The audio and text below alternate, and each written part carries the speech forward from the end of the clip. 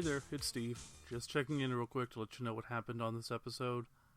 I messed up. It sounds bad. Sounds like we recorded it off of the microphone in the computer instead of the actual microphones, so that's not good. It's still listenable, but it's obviously not good. We'll definitely be back next month with better sound quality. I can guarantee that. So, sorry, and enjoy.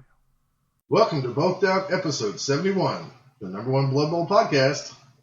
Broadcasting from deep beneath the Blood Bowl stadiums of Buchan.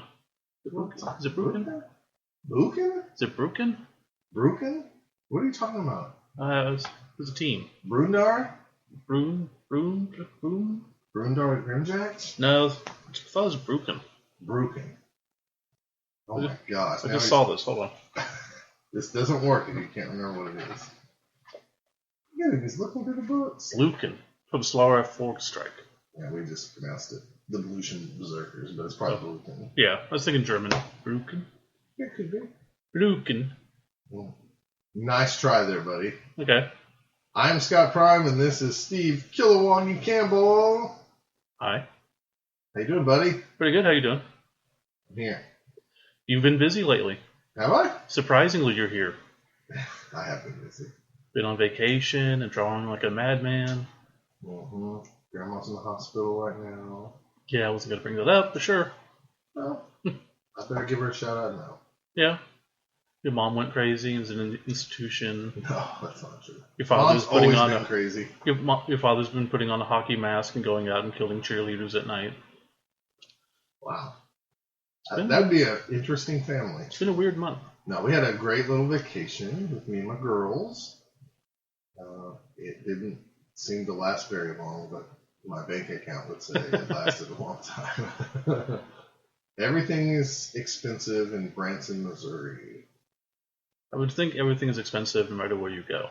Probably. When you have two girls. It's just been a long time since I've went on a real vacation besides a Blood Bowl trip. Sure. So yeah, it was fun. Good times. I died in the Titanic. Yeah. We went to the Titanic Museum. I was a Italian chef in one of the a la carte restaurants, and I knew I wouldn't make it because I wasn't white enough. Not white enough, not rich enough. Exactly. The girls made it because they were little sisters, right? Yeah, they were little sisters. They were, which I'm sure they probably planned that when we walked up. I'm assuming they don't hand off. I don't think you want little kids to die. Yeah, that's what I was thinking too. It's I'm pretty sure all the kids survived, right? It'd be interesting to find out how many kids survived in Titanic, and then take more kids than that and see how many kids die. There you go. So, for those of you who don't know, in Missouri, the Titanic Museum's there, and as you walk in, they give you a boarding pass with a little history of a person that was on the actual Titanic. And then at the bottom it says, "Did you make it?" And then at the very end, you find out if you did. I wonder how many Titanic museums there are. Because if there's one in Branson, Missouri, there has to be about 5 others, at least. Maybe. I mean, I know there was an exhibit that came through Oklahoma at one point. Yeah. A traveling exhibit. It was very interesting because if you think the Titanic, and it's a Blood Bowl podcast, but it's just a disaster, right? Right. And really, we might not even remember it if it wasn't the maiden voyage of it. Sure. If it was the 50th one, we might not even think about it. Mm-hmm. But as you go through, before people die, and you care, but you don't care because you don't attach to anything. But as you go, you start reading, and it becomes creepy, after a while. Yeah. Okay. Well, or eerie, I guess is the right. Ominous, sure. Yeah. So it's just. It's not fun to think about. No, it's good Lord, I'm glad I wasn't around. No. On that ship, let's say. But I guess nobody wants to be in a disaster, so. Probably not. They even had a thing. Probably are some people that want to. They had an exhibit where it showed the degree of the ship sinking that you could stand on, so you could feel how it felt. Oh, that was cool.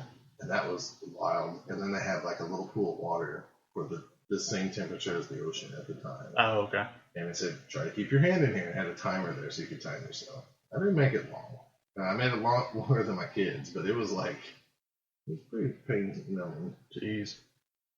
So now, did they have a piece of wood that like it's like a door, like maybe two people could fit on? Right, no, they didn't. Okay. But they did have a ton of souvenirs from that movie. Oh no, shit. Really? A museum in Branson, Missouri has stuff that you can buy? That seems unheard of. Yes. Anyways, so that was Blood Bowl stuff. I went to a really awesome comic store in Springfield, Missouri called Meta Games, which maybe in the future we'll talk about that more. But it was a very nice store. It had a lot of Blood Bowl stuff in there and had like a huge gaming area, like it ran a tournament or something. So right. You know, someone did. Someone, sure, people or whatever. That'd be very cool. Yeah, it was a really nice store though. I was kind of impressed. I took some pictures to show. That's good. My store. What else have you been up to? Been doing not much. I don't know. Played some Blood Bowl. Been playing in the league. We just had our game in the league. Little Steve versus Scott action. Freaking interceptions. 2 of them. I forgot I got 2. Yeah, you got 2 interceptions off me. Either one would have given me a tie or a win. But no. No. That's L's. Yeah, I did go to a tournament. I guess we'll talk about that probably next podcast. Oh, see, you were not supposed to mention that. Now you broke the 4th wall. Well, that's not how that works. Is that not?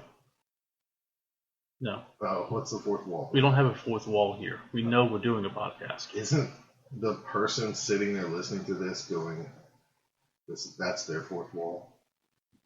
They want to think that we're doing this live to them right as they listen, whether they're on the subway train or driving to work. Still doesn't change the fact that it's 8:15 and Steve and Scott are talking to me. Hi, Phil. Hi, John. Whoever.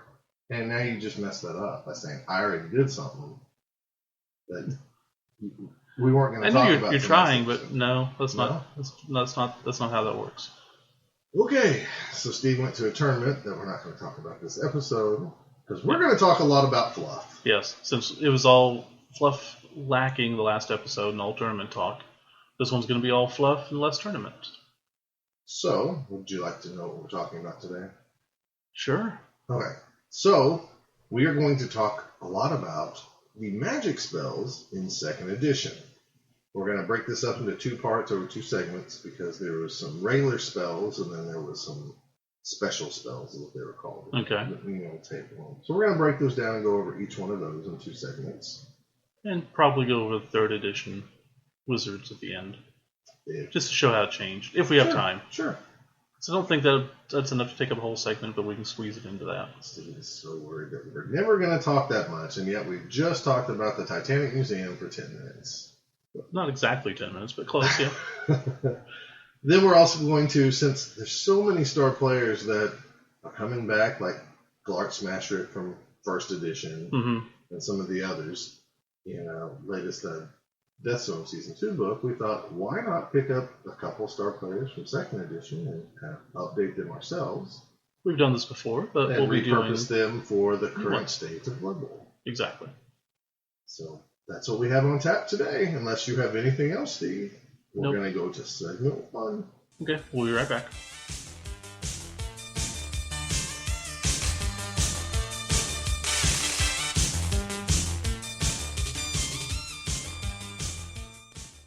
Do you like Blood Bowl? Well, you're listening to this, so probably yes. How about magic? How about board games? How about just a random assortment of dice or comic books? If you're in or near the Norman, Oklahoma area, come on down to Wizard Asylum, or check them out online at wizardsasylum.com or on Facebook at Wizards Asylum.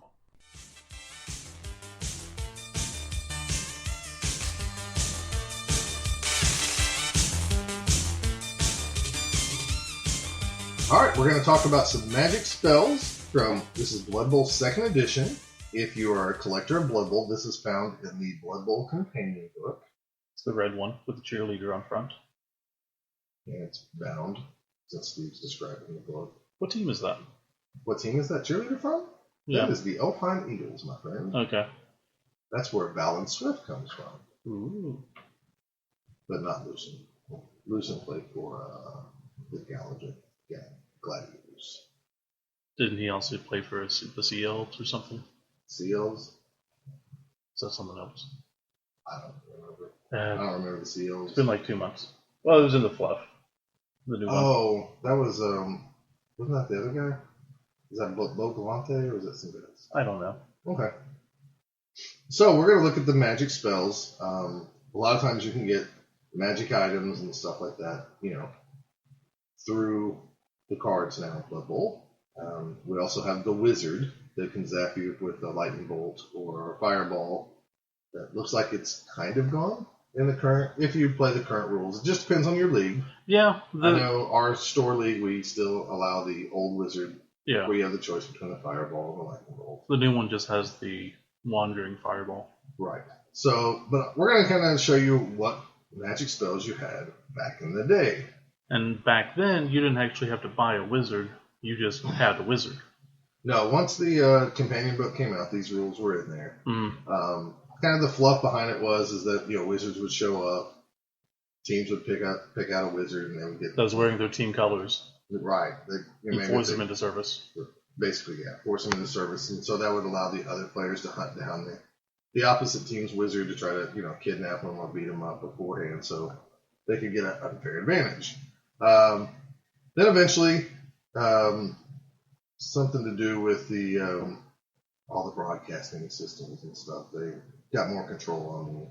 So like the Necromantic Broadcasting Circle, let's see, there was the CBS, the Crystal Ball Service, and then the Association of Broadcasting Conjurers all banded together to make the magical guilds toe the line on a limit of magical interference in a game. Not only was the Cabal Vision signaled being disrupted, but the game itself was in danger of being ruined, and there's big money in the Blood Bowl broadcasting. So basically, they're going to limit all this stuff. And if you're not from America, ABC, NBC, and CBS are the big networks here in America. Mm-hmm. And these are all plays off of that. So, the spells now, you as a coach would roll a d6 before the game. On a 1 or 2, you get 4 spells. 3 or 4, you get 5 spells. And 5 or 6, you get 6 spells. Then from there, like everything in 2nd edition pretty much, there was a 2d6 chart. Dice upon dice upon dice. Lots of tables back then. We didn't have d16s. We had a lot of, roll 2 dice, add them together type things. So you'd roll on this special spell table, or this spell table itself. And we're going to go over these individually, but 2 was a Bomb Blast, 3 was Fearmonger, 4 was Quagmire, 5 was Grab It, 6 was Unseen Shield, 7 was a Speed Burst, 8 was a Muscle Boost, 9 was a Cloud Jump, 10 was a Mind Blow, 11 was a Flying Fist, and then a 12 was a Special Skill, and we'll talk about that in the next thing. Right, and if you rolled a 12, you could either take one of the special ones, or you can roll twice on the regular table. That is correct. So you could actually have more than 6 spells. You could, but most of the time the special spells were really awesome. Yeah. Like I said, we'll go over that. Just saying, theoretically, you could have an unlimited number of spells. Yeah, you could, if you kept rolling 6s like crazy. Oh, wait, no. If you got a 12 again, you'd have to reroll. So, theoretically, you could have 12 spells at most. Sure. This would not happen. So, players were only limited to 1 spell per player. So, essentially, the wizard showed up, he had these spells, and then he would imbue a player with the spells. Right. He would, whisper the magic word or implant that in their mind. Mm-hmm. And every player could have 1 spell, or you could take the risk of learning more, but you had a 50-50 chance. You'd roll the d6, and on a 6 or better, you could hold another spell. Or 4, 5, or 6. What did I just say? Just 6. I'm sorry. 4, 5, or 6 on the d6, you got to hold another spell, or you were knocked out if you rolled a 1, 2, or 3, and then you lost that spell. You'd lose both spells, right? Well, yeah. Okay. I'm saying, sure. Yeah. The player's gone. So when we played with this, we never took a chance with uploading spells. It was crazy. Yeah, I'll just take the 1, thanks. Spell casting was limited to, you had to have that player on the field to do so. Once the player got knocked out, he lost the spell. Right. So if some guy was carrying a spell and got knocked out, obviously he loses the knowledge. Some spells were range spells, some were attack spells, and they kind of described those throughout the spell descriptions. And so, essentially, if it was ranged, you threw it like a football. right. And back then that was next to it. Again, that was another throwing chart thing where you roll 2d6s and compared it. It's not like the Blood Bowl we know now. Right. Let's see. You could get, if you had 4 spells and you rolled 7 4 times, you'd get 4 speed bursts. So you could double up on the same spells. So that was not uncommon to get some of the same spells fairly often. And since some of these are attack, back in this edition, everybody could move and then attack, correct? If we were playing it correctly, that's what I remember. Okay. Because some of the spells, when you do an attack, it says you can move and then instead of doing the attack, you can do that. And they usually tell you what they can do. So let's just start off with Bomb Blast. Okay. Bomb Blast is the first one listed here. It's a ranged spell, so I would pick a player, I'd figure out what the range is, then I'd roll on the throwing chart. I didn't talk about if the throwing chart was like, the spells never could be intercepted, so if somebody was in the way, it didn't matter. Now, if somebody was in the tackle zone next to them, like you were trying to hit a certain guy, it would be harder to hit them, so it would be -1 and stuff like that. So just like a tackle zone. If you're throwing at an opponent and there's somebody next to that opponent, it'd be harder to hit them? Yes. Oh, okay. Subtracting 1 for each opposing player who has a tackle zone on... Oh, I'm sorry. I read that. It's on the caster. Oh, that makes more sense. Yeah. Okay. So if somebody was next to my caster and I tried to do the Bomb Blast, it would be harder for me to cast the spell because somebody's in my way. Just like passing. Right. If you missed, they scattered in different ways. If it was a quick or short range, it was scattered once, twice at the long range, and 3 times if it was like a long bomb range. And is that how regular passes were done back then? I honestly don't remember. Okay. I don't think so, but it's been so long since we played second edition. Which I know we keep talking like we should do that sometime, but it's a whole different game. It is a whole different game. But maybe someday we will break down and do that. Maybe we'll do that for 100. That'll give us time to figure it out. That'll give us hopefully plenty of time. Sure. All right, Bomb Blast. The range, it's a ranged attack. The attack has a strength of 1, and I'll just describe how that works. Attack 1 and 0. Cast after the player has moved, and instead of making a block, a small ball of energy flies from the caster's hand to explode in the target square. The appearance of the explosion depends on the caster. Elves produce a burst of fabulous rainbow light. Humans produce impressive bolts of fire. Orcs those smelly balls of whatever they assure is mud, etc. Any player in the target square receives a block as if from a strength 1 opponent. Obviously, only results affecting the square are applied, while players in adjacent squares each receive a block at strength 0. So it's kind of like a bomb now. In a lot of ways. Now, the attack spells, these are how these work. It's a little confusing, and it was confusing back then. So it says attack spells. Some of the spells are described in the attack spells and have a strength listed in their description. Any player in the square that the spell ends up and hits them, the player is knocked over and must make an armor roll to see if they are injured by the spell. Subtracting the spell's strength from his armor, if the armor roll is failed, the player must roll on the injury table as a result. Okay. Adding to the spell's strength to the dice roll. So it's not like I'm hitting you with a strength 1 snotling. It's not that. It means you go down, and I subtract 1 from your armor. And then I roll the dice. And I add for 1 to your example, injury. I'm doing a quick pass. I roll on this old chart. I roll an 8, which I know is a completion back then. Mm-hmm. Then that means I hit you. If you were a halfling back then, or whatever, if you're a halfling now, you have a armor 6, but I roll a 6 because your armor's really 5. Right. Then you're hurt and then be injured. So the first one is a strength. So this really would knock down the person it was hitting and everybody adjacent to it. Correct. It is very similar to bomb. It's a very good bomb. Right. All the adjacent players would be block at a strength 0. Okay. Which again just means no adding or subtracting to anything. Right. Okay. Next spell is a Cloud Jump. Cast during the player's turn. This spell allows the caster to partially negate the law of gravity. As he casts the spell, a writhing golden mist encircles his legs. As his step becomes light and airy, he behaves as if he has the skills of Leap, and back then there was different levels of Leap. Leap 3 and Heroic Leap this turn. Now we know Heroic Leap from there's an old card that says that. Mm-hmm. Isn't there one even currently? I think maybe. I'm so confused with all the new cards and not new cards. Some players have complained that this spell has a side effect of leaving them lightheaded. So what this gave you is leap just like we have now. Right. So you can leap 2 squares. Leap 3 just gave you a bigger advantage than having leap 1, so you add it to the dice. And then Heroic Leap was a skill that you could make a leap for the end zone, basically with the ball away.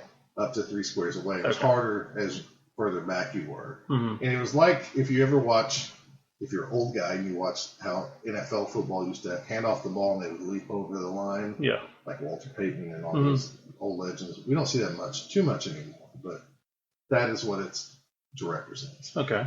So this was not really a spell like we were happy to get. No. It was very situational. Fearmonger. Cast at the start of the opponent's turn. The caster's features twist and distort as his body takes a hideous proportions. Evil fangs spring from his gums, bones creak, teeth rattle, and a pair of huge horns grow swiftly from his forehead. Suddenly he bursts into blood-curdling scream, seemingly of both unspeakable pain and pleasure. All around him, his opponents cowering cringe, too terrified to enter his tackle zone that turn. So it just kind of protected the guy. Right. This was awesome. So that's great if you put it on your ball carrier. You put it on your ball carrier. You go out there, you say, don't come near me. You throw the ball to him, and he runs for a touchdown. Well, yeah, it's at the start of the opponent's turn, so you can put a guy wide open. Yeah. And then you cast it, and nobody will touch him. Unless they have, like, their own spell that they're bomb at you or something. Right. But, that was a cool one. This one was one of my favorites, too. Flying Fist. This was a ranged attack. Strength 2. Cast after the player has moved, and instead of making a block, as the caster utters the word releasing the spell's magical force, he lashes out with a mighty right hook. A disembodied fist, pulsing with arcane energy, flashes through the air, leaving a trail of multicolored sparks of raw magic in its path. With a final vicious turn, the flying fist cracks its target painfully across the jaw, delivering a strength 2 hit. So if you had armor at 7, it would be a 5. If you had armor 9, it'd be a 7. Oh, okay. Is how that works. Sheesh. So you'd roll to see if you cast the spell. That's the distance of like a pass, basically. And if it did, this is what you would roll. So that just means that they fall down immediately. Any of these, when they're successful? Yes. Instead of making the block, yes. Okay. Wow. So crack. That one's pretty awesome. Yeah, I would think so. I can see why you would like it. If I remember correctly, this next one we didn't like either. Grab it. Cast after the opponent has thrown the ball, but before the dice are rolled on the throwing table. As the ball arcs over the pitch, the player reaches out as if to catch the ball and mutters the triggered word. If he's eligible to intercept the ball, a pair of huge ghostly hands reach down from the sky and guide it firmly into his grasp. Much to the consternation. Consternation. Boy, that's a word you don't see every day. Much to the consternation of the opposing thrower. Then, with a frightful clap of thunder, the hands shrink away to nothing and disappear. So basically, it's an automatic interception. Right. So when you knew somebody had this, you wouldn't go off. And before the match, you can ask people what spells they weren't have. hidden. You knew, like, player 1 had this skill and this guy had that. So it doesn't really come in handy. Not really. No pun intended. Well, I remember we even discussed at one point, like, keeping these secrets. Some of these spells would really come in. Seems like it'd work better that way, unless you're trying to use... Because I guess you could block a zone to keep someone from passing. Because, like, if I throw over his head, he's just going to take it. Right. Next one, Mind Blow. Ranged. Cast after the player has moved and instead of making a block. This spell blasts the brain of the target player with a Mind power of the team supporting sorcerer. A stream of pure magical energy leaps from the caster's hands and strikes his target squarely between the eyes. The target's eyes glaze over and he collapses in a heap. His poor gray matter completely overloaded. Never mind that some Blood Bowl players would be improved by a severe blow to the cortex. The unfortunate target is placed in the KO'd box of his team's dugout. A constellation of blue and gold stars swirling about his head. So it's an easy way to just knock somebody right off the pitch. That would be nice. Muscle boost. Cast just before the ball is thrown or kicked. The caster's uniform bursts as the muscles on his arms and legs instantaneously swell to heroic proportions, bulging to twice their normal size. With a mighty shout, he beats his chest and flexes his biceps. Even the largest players on the pitch stare with envy at the impressive musculature. That's a word? I guess so. Yeah, anatomy, musculature. Musculature. I don't know if I've seen any of that. Showing you how stupid I am, folks. You used to have this book. I know, but I don't know. I know. The caster's improved strength gives him the skills of long kick at level 4 and long throw for the turn. Both of those allowed you to kick longer distances and throw it even longer.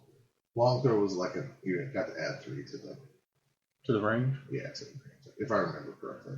Well, we could look it up. So you can go past the range ruler? Would you have a range ruler back then? We did have a range ruler. That range ruler in 3rd edition is the same one we had back in, Oh, that's right. Yeah, it was a big plastic one with the boxes. Yeah, I got the yellow book real quick. Let me just look up. Was it called long throw, right? Yeah. The player may throw the ball up to 18 squares when counting the range. Dang. Yeah, so that was a big deal. Right now it can only be thrown 13 squares, right? The field was a little bit smaller back then, so you gotta remember that. They didn't rescale the thing, but yes. Oh, I see what you're saying. A little bit. I mean... Okay, I gotcha. Anyways, long throw was a big deal. Yes, I remember, putting that on your thrower or whoever.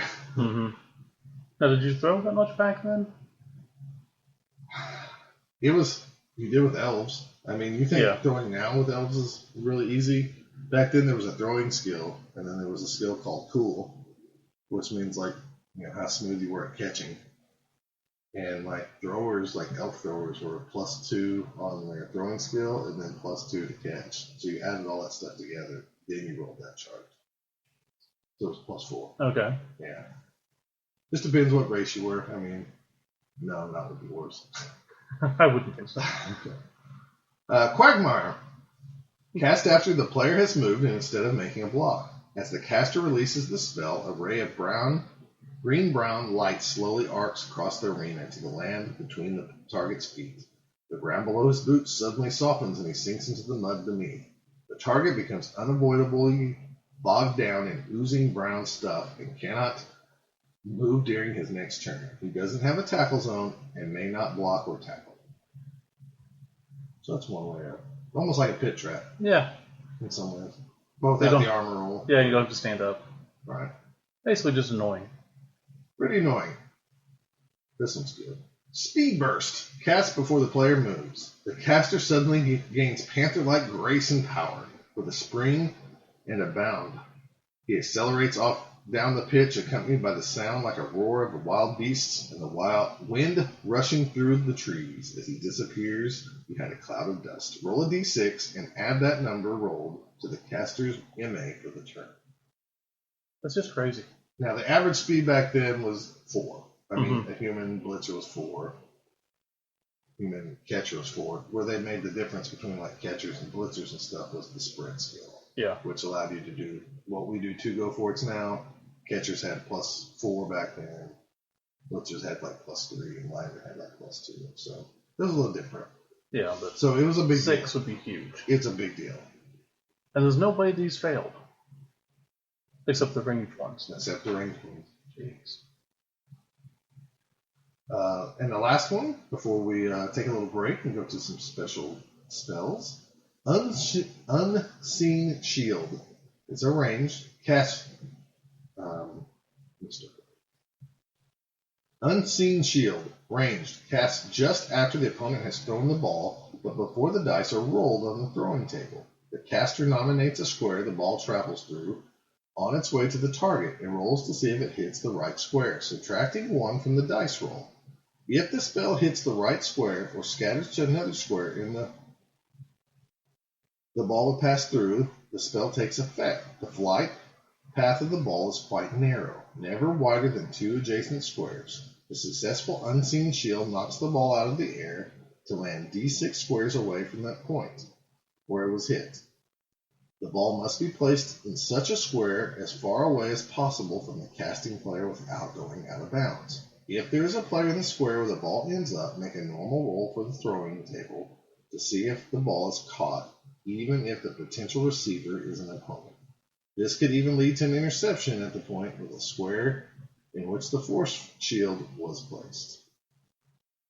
So it's just like a little invisible wall. Again, if you knew somebody had this, you didn't throw it. Yeah. So while some of these were awesome, They seem awesome, they seem fun, but it seems like if you know the other guy has it, it just kills it. yeah, exactly. We played with these we got this red book. This is back when we were doing a 16-week season with all 40 teams. I think we got this book, let's say about week 8 to 10. Okay. And as soon as we got the book, we just adapted the rules to it. Right. So we started using these. And you will see in the special skill descriptions how some of these are really crazy. Okay. But so what's your thoughts? Some suck, some of them are cool. They're very flavorful. Yeah. They're very situational. Yeah. Except, I mean, the attack ones aren't. It's always nice to attack people. Yeah. I mean, but they didn't work all the time like you think. Because, throwing back then, you didn't add your throwing skill when you cast a spell. Sure. It was just a range thing. Yeah. Yeah, I can see that. It makes the game seem more wild instead of, which, I mean, it was back then. Oh, it was great. It doesn't seem as much of a strategy chess type game. No. As much as just crazy crap going on all the time. Yeah, Blood Bowl used to just be like the chaos circus. I mean, it really was. Yeah. It was just nutty stuff. But I mean, when you're in junior high, you love this stuff. Absolutely. And if you're a grown man now who plays board games and other things, you're like, how did we play this? Yeah, we'd have to make a list of every rule we have to keep track of if we play this. Yeah, we would. It'd be crazy. It could be fun. We will have to have a lot of time to figure that out. All right, well, let's take a quick break and we'll come back to the Magic Part 2, the special spells.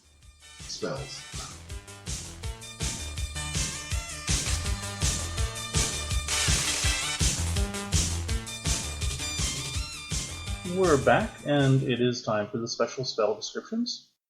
Again, you only got these if you rolled a 12 on the original 2d6. spells. Right. So You had to roll the 2d6 first on the chart mhm. to even then roll a d6 to get one of these. Now, the very first one listed, we're not going to talk about because I want Steve to skip. Okay. So we're going to talk about the other ones first. It's in alphabetical order, but that's fine. So first up, we have Elemental Breeze. Cast after the opponent has thrown the ball, but before the dice are rolled on the throwing table. A powerful gust of wind sweeps the length of the pitch and stops the ball in mid-flight. Then a warm summer breeze gently wafts it into the caster's waiting hands. The range of the spell is unlimited. Don't use the range ruler, as the spell succeeds automatically. Crazy. It's just a straight-up interception. Yes. You make any pass anywhere, and I steal it. Yes. It's crazy. Yes.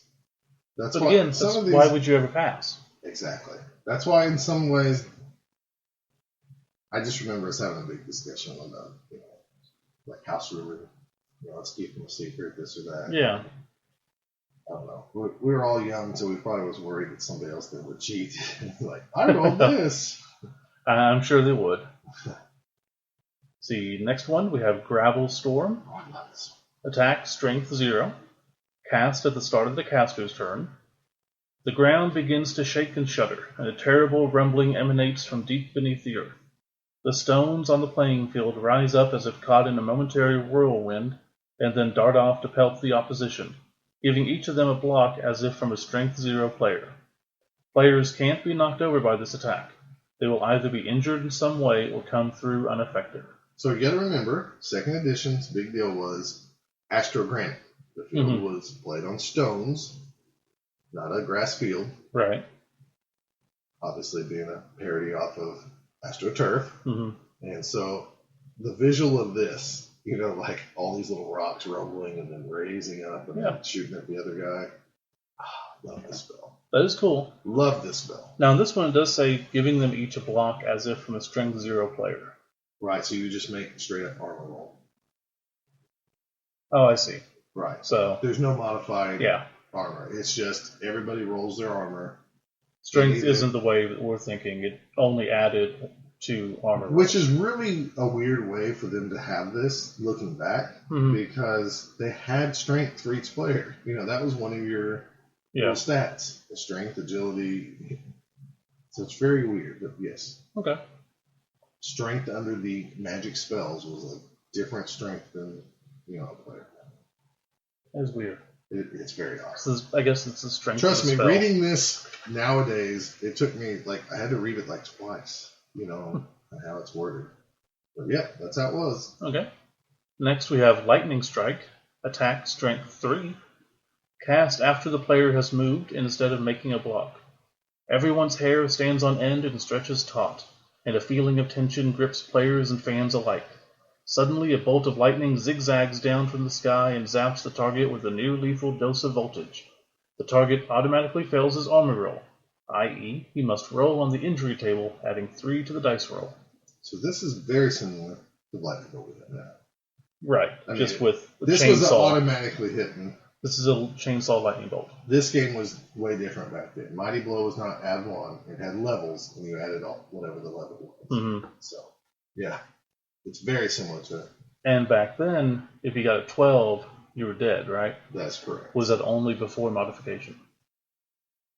I believe that's before modification. So if you rolled an 11 plus 3... I think if you rolled 11 plus your Mighty Blow back then, there was also 10. Okay, so on this, if you rolled a 9 or above, you killed the guy. Yeah. From what I remember. Well, because there was an injury chart. Right. You had to remember everything was charts. Sure. Well, next one's even worse.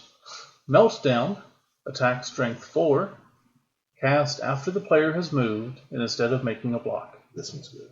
Smoke seeps from the cracks in the caster's armor, tongues of fire lick along his teeth, and sparks fly from his fingertips. Suddenly, he explodes in a raging ball of flame. Any player in an adjacent square takes a hit as if tackled by a strength 4 player. The caster automatically fails his armor roll, i.e. he just rolls on the injury table, adding +4 to the dice roll. All others go through a standard tackle resolution. Because of the spell's suicidal nature, the caster must roll a 4 or more on a d6 to use it. Failure means he's too scared and refuses, although he can try again later. Basically suicide bomber. Yes. Just blow yourself up. Yes. Awesome stuff. I loved giving this to a dwarf and just write it in there. Ah! Boom, boom, boom, boom. How did dwarf survive? A few times. I always gave it to the sword. So. Yeah. See, next we have Old Faithful, cast at the start of the opponent's turn. A geyser erupts from the center of the pitch, showering the field with gallons of water. The gushing column of water ceases only when the pitch is completely flooded. The opposition's movement is cut in half, round fractions down. They may not sprint, and the ball can't be thrown or kicked. At the end of the turn, the water magically drains away. So, you think dwarves are slow now? Back in second edition, they only moved 3. Yeah. Rounded down, that's 1. God dang. This was crushing to my dwarves when the few times it was played against me. And you can't pass or do anything. Can't do anything. Or the other team runs away from you, and you can't do anything. So, these are all pretty crazy, powerful things. And then we have... Read what would be if you rolled 12, and then you rolled a 1 on the special skill description. Deathbringer. May be cast at any time. The spirit of death appears in a darkened sky, wielding his gleaming scythe.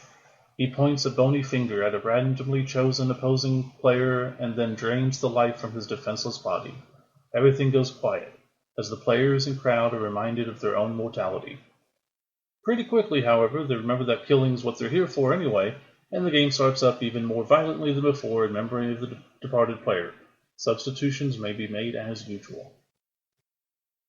So a guy just rises out of nowhere, kills somebody, moves on. That's pretty awesome. Automatic death. We nearly got into some fights. I mean, it was funny when it was just like a lineman, but when it's somebody's cool player, right? We were like, you can't do that, blah, blah, blah. That's just how it works. Yeah, exactly. There's a pretty interesting NAF fact, which is basically a did you know. It says, some great spells of the past have disappeared from use, normally after the wizard was strung up by the opposition. A few of these are listed below. And I'm sure these are just fluff, not actual ones. But they might have been ones that they're experimenting with. Turnover. A spell that possibly never existed. Magic coordinator Javel Arundel of the Southstorm Squids claimed to have invented a spell that altered the memory of those present at a game, making them think the result was the reverse of what it actually was. This came out just after the 24-65 Blood Bowl, and the NAF reversed the results. This meant that the Squids had beaten the Marauders. Javel later claimed to have invented a spell that only made everyone believe their memories had been reversed. Confused, the NAF turned the result back again, so that the Marauders were made Blood Bowl 5 winners. To this day, the results have been changed 6 times. Next one was Mushroom, a butte from the vaults of the Orkland Raiders. This caused hundreds of small mushrooms to grow in the opposition's half, which exploded on contact, releasing a poisonous spore that KO'd immediately. Sadly, it is not known to work on astrogranite. And finally, Pals, invented by a mixed-race team in the Barfleys Albion League. This spell overcame any racial tensions. It must have been too potent, for there were recorded instances of 0-0 draws, abandoned while the team picked wildflowers for each other. You know what I just got out of that? What? The Barflies Albion League. Mm-hmm. Isn't there a Barclays soccer league? Yeah. I didn't know that was a parody of something that really existed. It probably poofed us. I don't know. There's something there we're not getting. Sure. Since they're all hippies and getting flowers for each other. Anyways, pretty cool stuff. This is how spells were. Again, we love getting the special ones. Honestly, my favorite was the Gravel Storm or the Meltdown. But the Deathbringer, I mean, we got the Deathbringer. Yeah. You were happy with that. You're like, someone's going to die. You didn't wait. Unless somebody was like, there was times where like, back then we would have the guy only come out for offense or defense. It wasn't obviously like the game we play right now. And you could make substitutions in the middle of the game because it's more rugby style. So, if like Gary was holding back like a high agility guy on the sidelines, we would wait. You know, or they would wait too. So, oh, magically he's on the pitch. I guess death has come. Dun, dun, dun, dun. But that led to a lot of like, who has your Deathbringer spell? And then you try to hunt that guy down and knock him off the pitch. So you try to cast it. You try to hold on to it as long as you could before casting it. But yeah, second edition was. You think somebody fouling every half now or every play? Right. Now is bad. It was bad back then. So that's second edition. If we look at third edition, just real quick, then you were able to get a wizard for $50,000. They actually had to start buying things now. But this is where you had it permanently on your roster, right? No, said this. I'm going off of the Blood Bowl handbook. Whenever that came out. This was third edition. Right? It says, until recently, wizards could be hired as a permanent member of a team's coaching staff.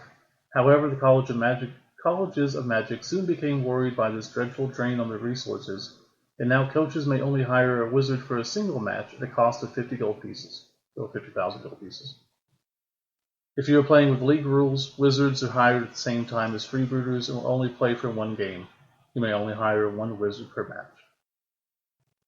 So, no, it's just like now. It's just only cheaper. 50 instead of 150. Is this back when they had the toad spell too? Yep.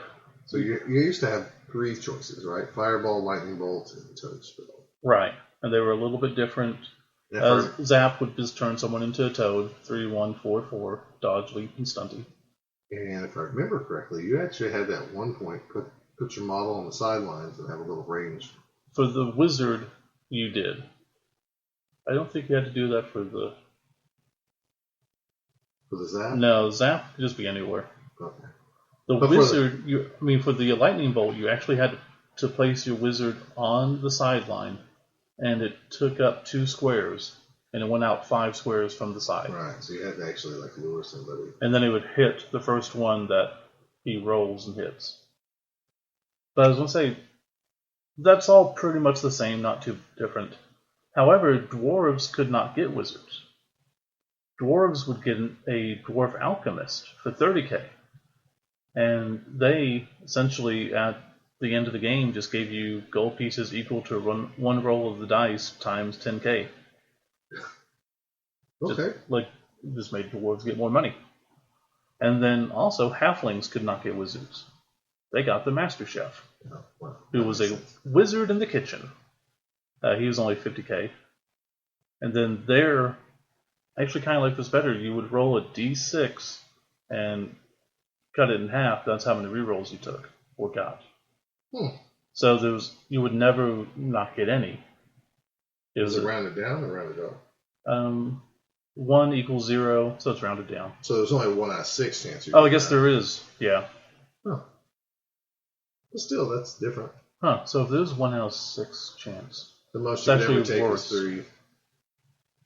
Because now you have a 1 out of 36 chance. You're not gonna get me to do whatever for that. Because it's 6. Oh, no. And then necromancers also could not take a wizard. They had a necromancer, which only had the 1 spell of raise the dead. So it's kind of neat. That's pretty much it. Imagine like elf teams and stuff getting a wizard for 50k. That would suck. But it'd be nice if dwarf teams could not get a wizard. Oh yeah, it's such a problem. Oh. Look, nobody likes playing dwarves, but when's the last time they won a major tournament? I don't know. Okay, so then let's drop it. We can always hate dwarves. It's allowed. No, it's not. Yeah. We can hate everything. Okay, let's hate everything. I do. America with President Trump. Let's not do that. Make Albion great again. All right, we are going to take a short break, and we are going to come back with some Born Again star players.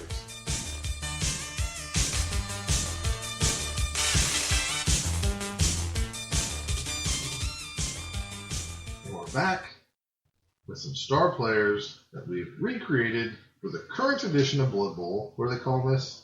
Blood Bowl 16. Blood Bowl 16. Or Yeah. Blood Bowl 7. I just call it BB 16. BB 16. Yeah.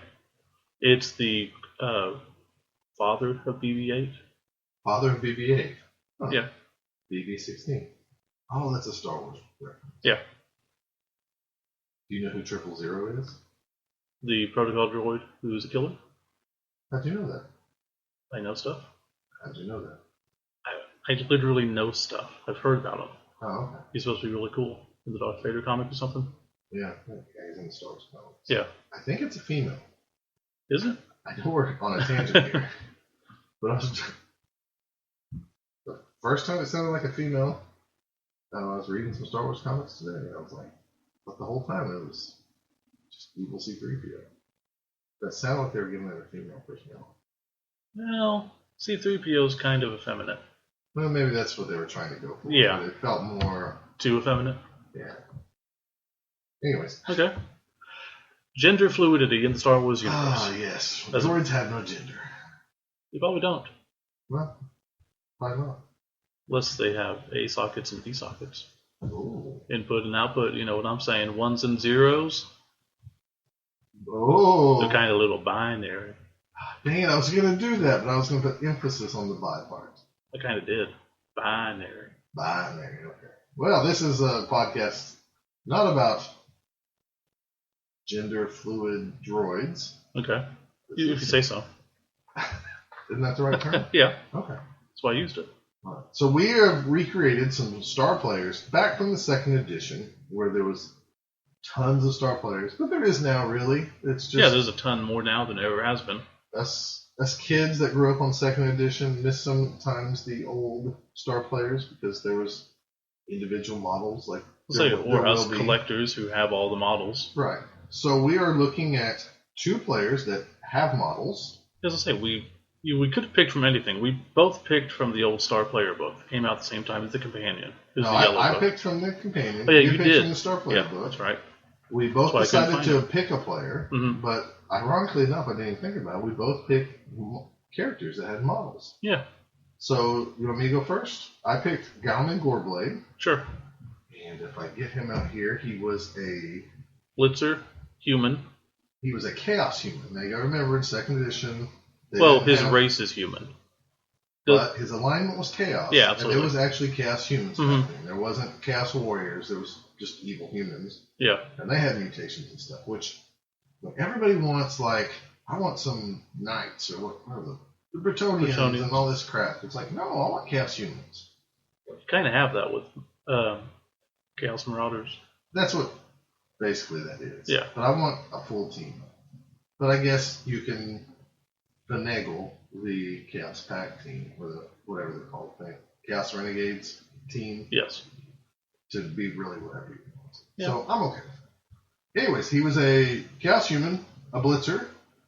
Back then, he had a normal speed, which was 4 movement for a human Blitzer, 3 sprinting, or go for it, as we like to call it. Strength 4 was normal for a human Blitzer back then. He did have an AG plus 1.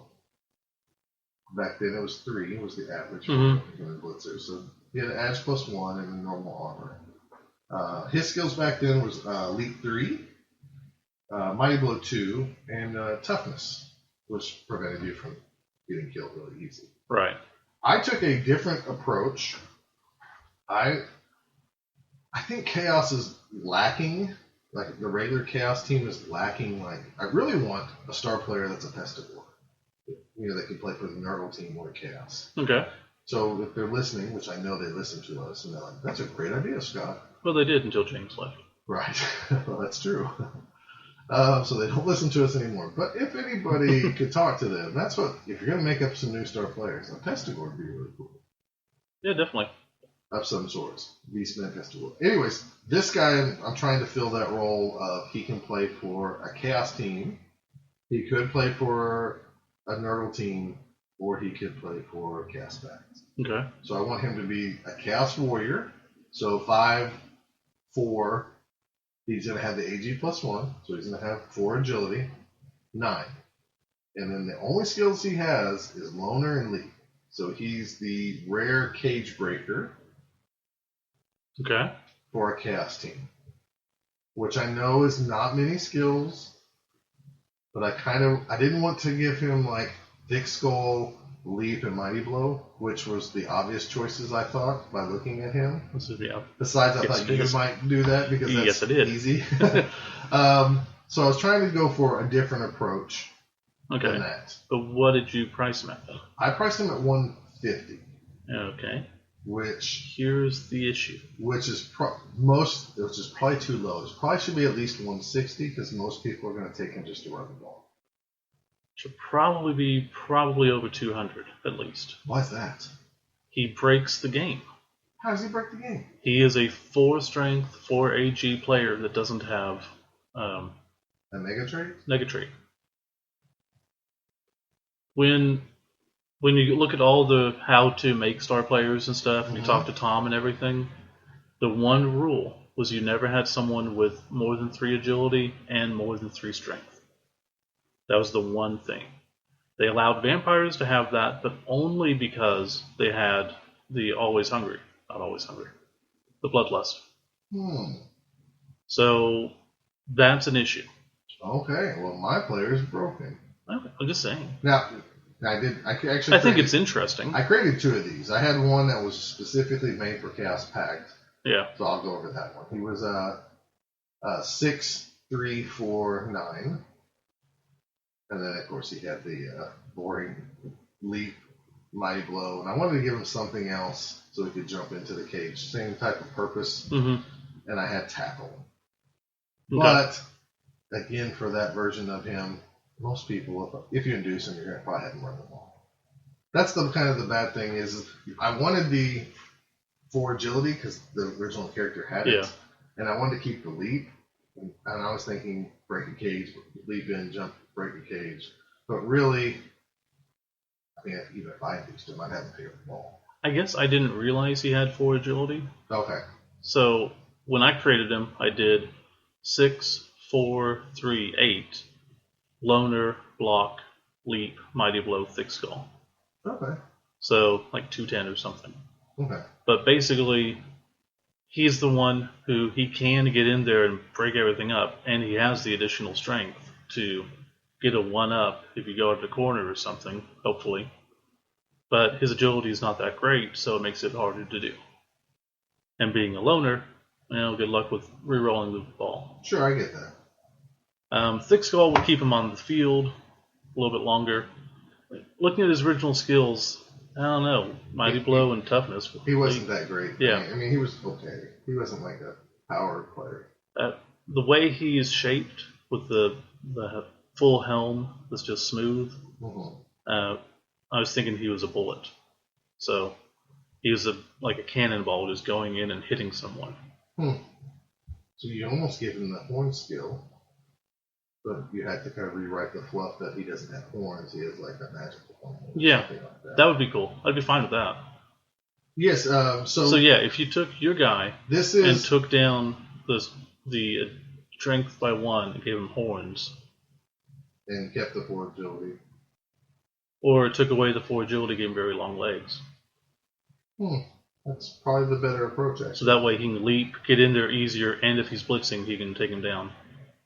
Okay, I like that, Steve. So I'm going to go 5. I'm going to still make him a Chaos Warrior. Yeah. He's going to play for Nurgle, Chaos Pact. Chaos, he's going to be 5, 4, 3, 9. He's going to have leap, very long legs, and loner. Okay. I like it. I really wanted him to come under 200. Yeah. I wanted him to be a little bit more than Ludwig Whiparm, but not too much more. Okay. Because to me, Chaos Pact, it's like, or I mean, when you have Chaos and you have inducement money, it's like, what do you buy? All their besides Ludgrip, I mean, the Ludgrip's a really good addition. He's good. Yeah. I'd like to try to buy all the guys at some point. The other guys are so expensive. Yeah. Borak and Borak's just Grashnak are very expensive. Grashnak's amazing. Grashnak is amazing. But Borak is worthless. So, in case you're wondering, like, what model is this? It's a second edition Chaos Human. It's the one with the dome helmet, so you can't see his face or anything. It's a really awesome looking model. Yeah, it is. Joe Roberts was talking about this recently. He came down for the last tournament. So he said that's my favorite second edition model. Cool. So.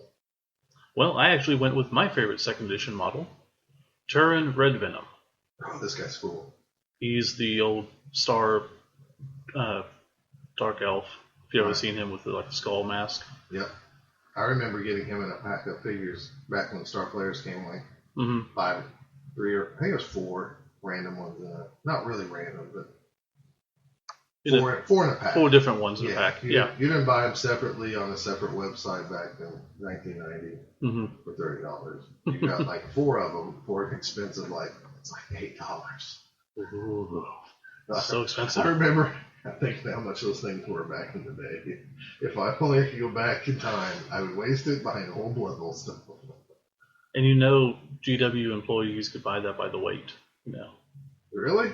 Yeah, that's why I was talking to someone at Chaos Cup. He used to run a GW store back in the day. And when you buy stuff, because they wanted to encourage people who ran the stores to play the games. Sure, because that way you product knowledge. Yeah. So you could buy anything from the store at essentially the cost of the material. Which was the weight of the metal. Which is super duper cheap. Wow. Yeah, so you could buy a ton of stuff. Wow. Yeah. But back then, I would have thought that was expensive. Yep, exactly.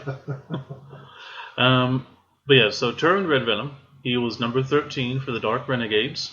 He was a lineman. He was, do you know how old he was? No, I don't. 115.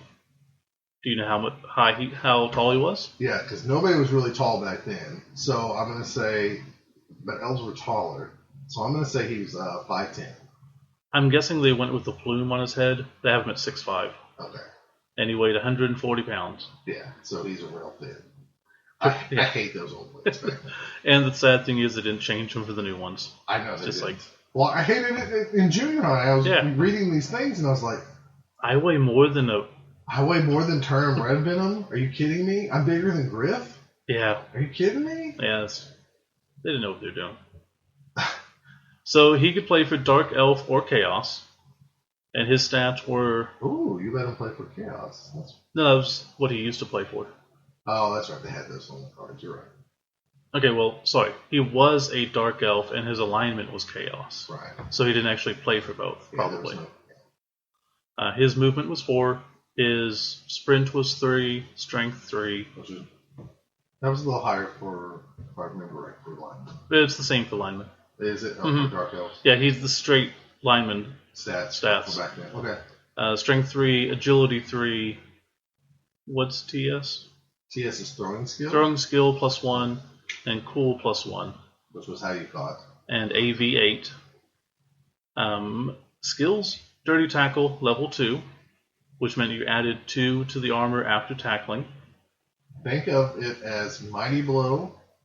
Mighty Blow is when you block somebody. Back in 2nd edition, you had blocks, and you had tackling.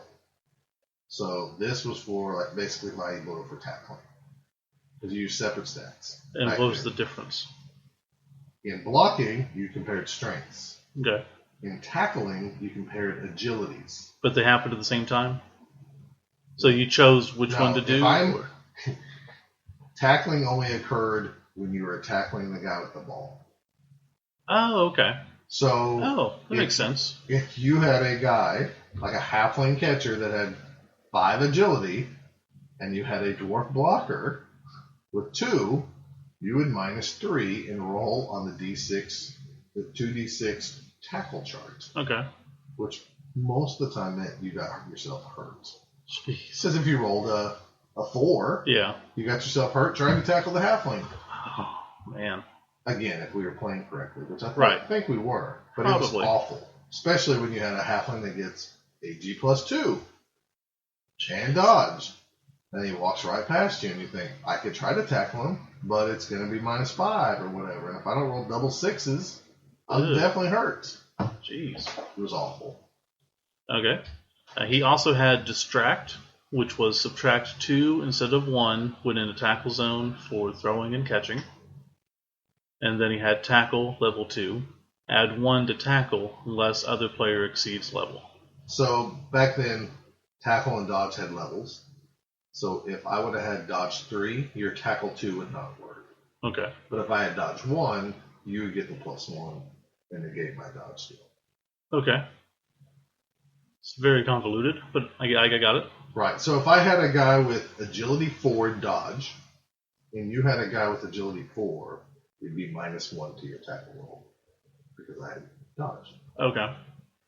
And if you had Tackle, if I had Dodge 1 and you had Tackle 2, and our agilities were straight even, you would have the advantage. Higher level, you get +1. Okay. It was very convoluted. Yeah. I like it now much better. Yes.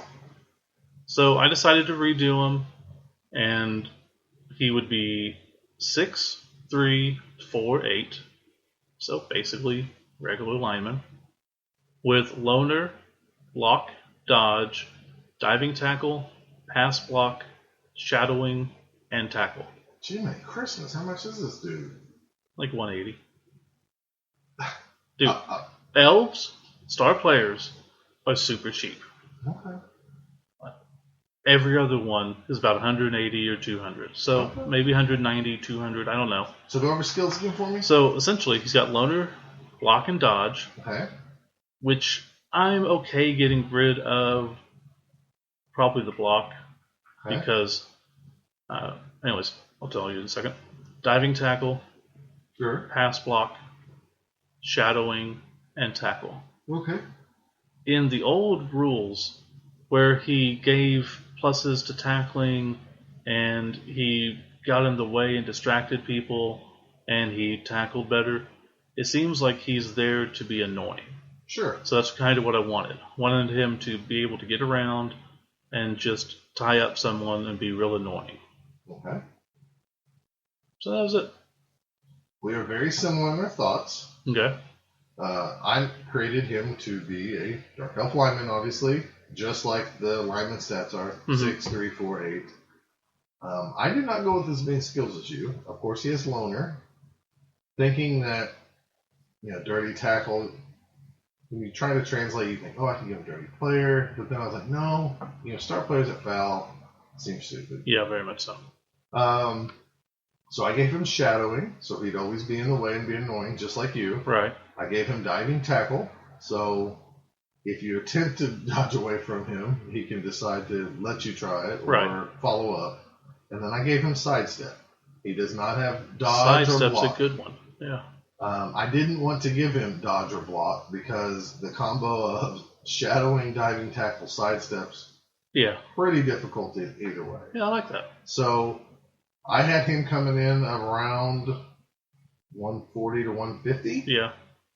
Again, I was aiming to try to be less than 160 for elves.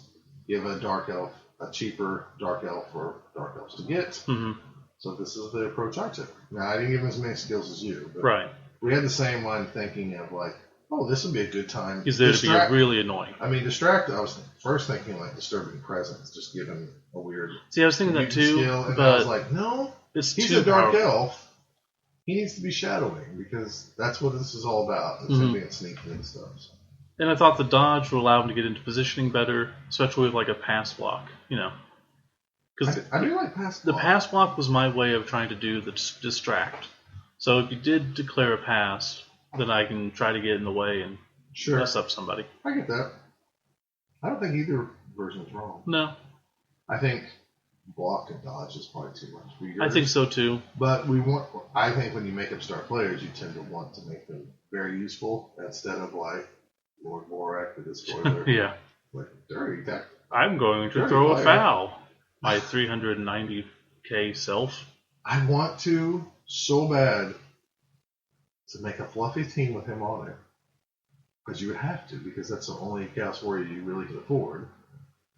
Spiky Cup. You get a free reroll. A free bribe. It's not the bribe part. He costs so much. He's the equivalent of 3 Chaos Warriors.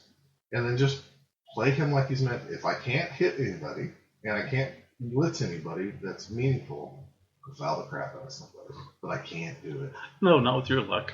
I can't do it. It just seems like a big waste of just saying, like, I'd like to have 4 rounds of crap. Yeah, sounds like it. These are not bad. I would like to see him come back. I like the models. I'm done. If GW's listening, as much as I think I have all the models, I really think they should do a print to order of those old models. Which ones? All the second edition Star Wars. Oh, yeah. I mean, if they have them. Put them in little groups of, that's the thing, it's maybe they don't.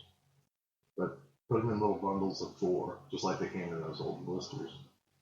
Yeah, but what's the point if they don't have any rules for them? It's just option models. I think a lot of people just like having extra models. Like if they had the human with his helmet off, the old grip that everybody says is sure-handed Gregor Meeson. I mean, somebody might use them. I don't know. Everything else is selling. That's true. I don't think these wouldn't. No. Because there's a lot of guys who are close to our age that says, like, I remember when, and I didn't buy them. Mm-hmm. And I would definitely buy them if they were re-released. Not usually that expensive to buy. That one that's labeled sure-handed Gregor Meeson, well, the very first grip is really hard to find. Or maybe he's not expensive, but he's hard to find. That I believe, yeah. So, because if anybody out there has one, I sure would like it. You want to tell them which one it is? It's the one where the human is second edition human with the helmet in his hand, and he's like doing a bicep pose. Yeah. Not the unreleased Zug where he's holding up in the air. No, It's under his arm. It's the one that's on the very back of the Star Player's book, and he's painted with a number 1, so he's Griff Overwald, not sure-handed Gregor Mason. Although he is painted like sure-handed Gregor Mason, if you look at the Star Player card inside the Star Player book. Well, let's give a look real quick. With the plumes and stuff, but still probably Griff. Not really the plumes, but the big flight, the... Sure-handed Gregor Mason is number 4. Well, yeah, the numbers are definitely wrong. Griff is number 1. Yep, that's why we always thought it was the Griff model. Yeah, the pictures are different. So ugly. Yeah. Those second ed humans, just wow. I liked them though back in the day. I don't know if I like the metal. The actual drawing is. Oh yeah.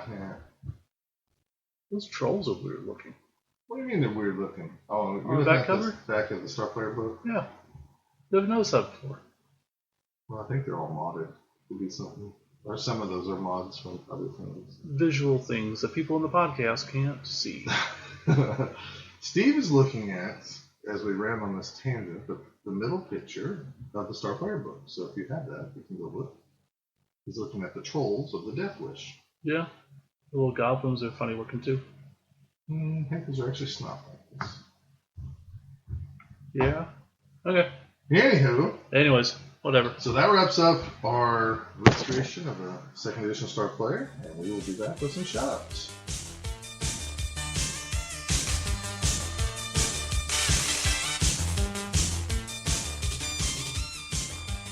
It's the last part of the podcast. It's almost time to go home. Turn this whole thing off. Turn the car around and go home. But what we gotta do before then? Shoutouts! Is that what you're talking about? I guess so, yeah. Turn the car around. I don't know. What is that from? Someone's listening. They're probably in a car. Oh, that's right, because we are broadcasting live right now wherever you're at. You could be in bed. You could be working out. You should be working out. You should be. I should be working out. I've been really slacking. Oh, I've been awful. This is the fattest I've been in a year. And I'm not even going to tell you how much I weigh. But it's fatter than I was a month ago. You're fatter than you've ever been, and still you're getting fatter. And still you're getting fatter. It's the Weird Al and They Might Be Giants matchup. In Branson, next to the Ferris wheel, there was this thing called Andy's Yogurt, which we have one, or Andy's Custard. Okay. We have one up in Oklahoma City. Okay. Up on Northwest Expressway. That I've tried in Branson, and it wouldn't take much to get me to go up there and eat some custard. They had some good stuff. We had to eat there every night. No, you had to. On vacation. It's for the girls. Sure it was.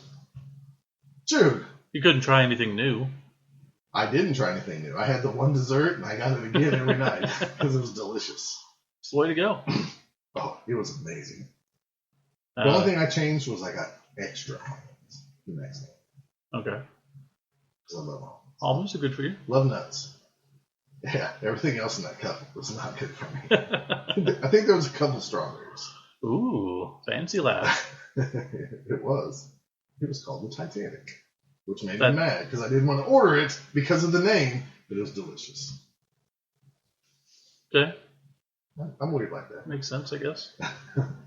So, who do we got to shout out? Or can I go first? Sure, go ahead. I would like to shout out to Luke Schumacher, who writes for the More Monthly.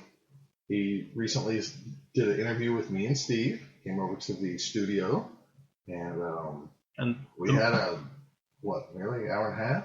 Well, yeah, something like that. A little interview, and it's going to be published in the More Monthly here in August, is what we were told. August 1st, More, Oklahoma.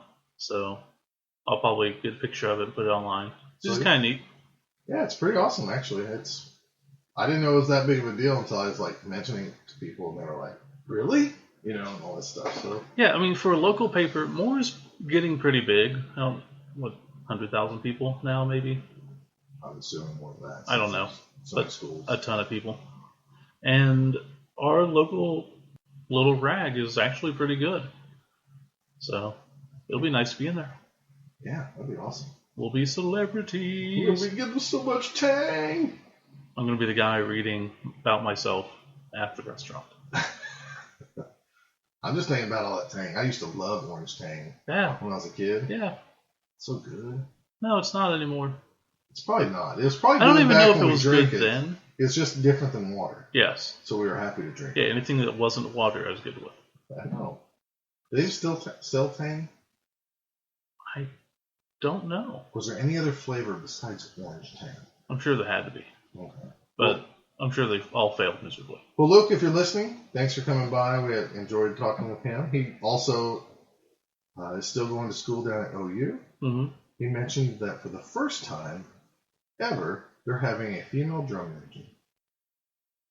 And if anybody knows who that is, that's the person who leads the band at the OU football games and walks down the field in this crazy pose where like they're bent over. And it's my favorite part of OU football. It's just so sad. Just so sad. It's amazing. They walk backward, like upside down. It's like they're doing the limbo. Yes. For like the whole field. It is amazing. I used to scream the whole time they did that. I'm not joking. Further insight into Scott's life. What was the most exciting part of your trip to Branson that you brought back with you? My drinking bird. Yeah. Yes. If you will look up on Google, I think all you have to look up is drinking bird, or you could look up how does the drinking bird work.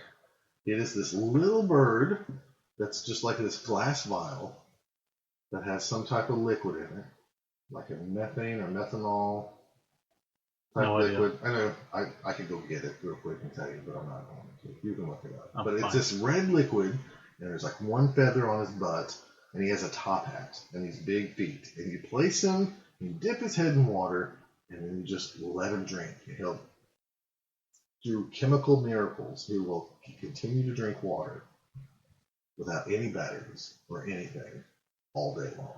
Scott was so thrilled he got that. When I was a young child, for whatever reason, I'm sure somebody bought it for me at first just to entertain me back in the 70s.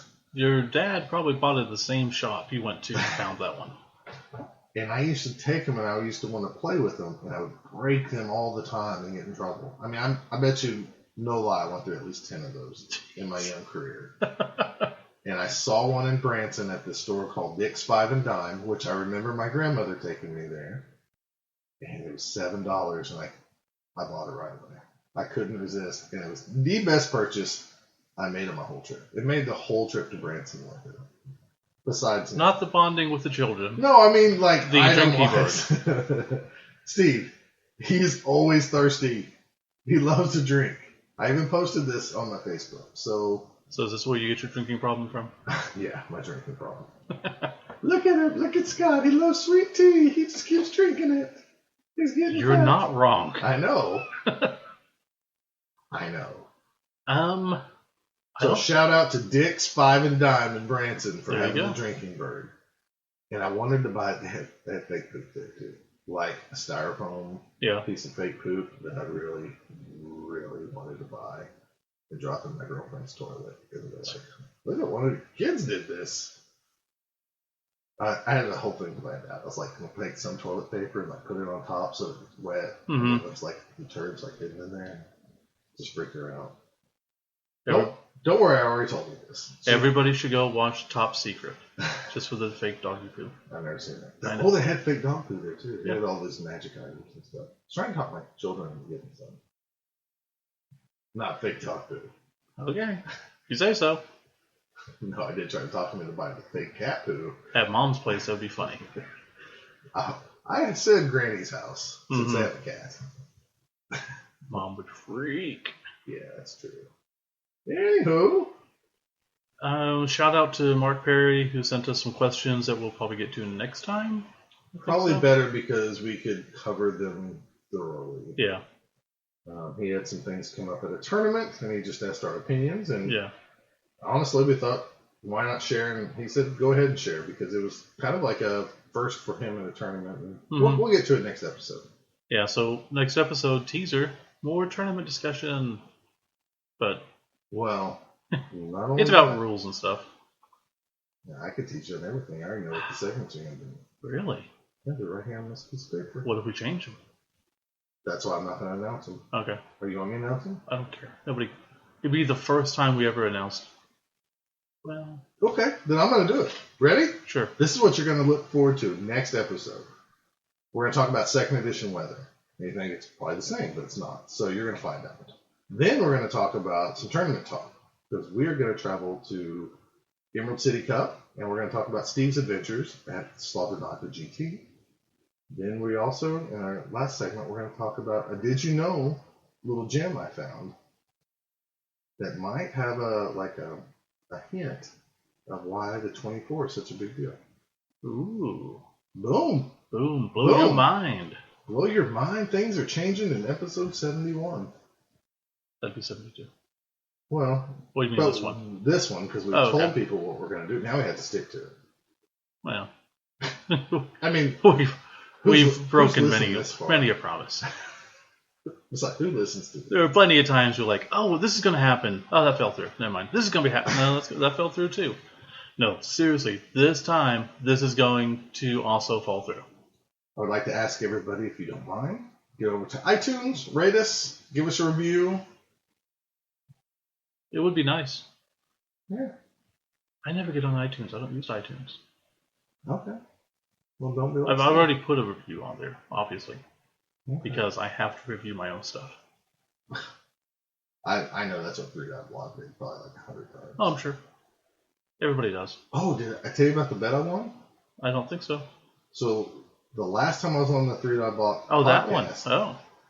We said that Chance listens to the podcast and he would contact me within 2 weeks. Mm-hmm. And honestly, I forgot all about it. And then Jennifer texted me like 12 hours before the deadline was up. And she said, has Chance contacted you yet? And I was like, oh, I forgot all about that. She's like, well, tomorrow morning you can tell Drew he owes you some sushi. And sure enough, Chance has still not contacted me. It's been well over a month. I won some sushi. Thank you, Chance Kirchhoff. So that Your will be number one Blood Bowl podcast. That will be 2 bets in a row that Drew has lost to Gingers. Yeah, he's got a terrible record against his own kind. He likes to buy his food. Maybe that's really it. I guess I gotta get a lot of sushi since I gotta buy yours too. Oh, he is backing us up. Mm-hmm. So we don't date anybody else. That's true. Creepy. Thank you, folks, for listening. And we'll be back next month, or this month, or whenever it is. We're going to try this month, but we're not going to promise nothing. We got a lot of Death Path to draw. Yeah, we might be going to the first of the month from now on. But Death Path, we're not sure. You should hear me next. I should be on the next Workcast. They asked me today. Cool. So I might be recording the next Workcast. That's going to come out around the same time as the Kickstarter. So, whatever that is. Sounds good. I might be the artist, but I don't know all the dates. So. No, you just do what you're told, like any good artist. You can go to Death Path on Facebook and follow there, or deathpath.com and follow there. Or Twitter. It's everywhere. Yep. So, thanks, guys. Talk to you later.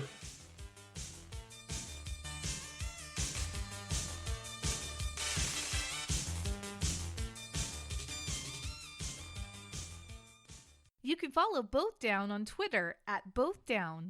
You can follow Scott at Fat Finley, FATFINLEY, and Steve at Kilowog2814. If you want to know if your team name is Both Down approved, send a tweet to @BDapproved. If you'd like to email them, the email address is bothdownpodcast@gmail.com. Or for more information, you can visit them at bothdown.com or at facebook.com/bothdown. I just want to apologize to you again and tell you how I'm sorry I am about the mistake. And if there's anything at all I can do for you, please don't hesitate to ask. Come along, Howie. It's time for your lobotomy.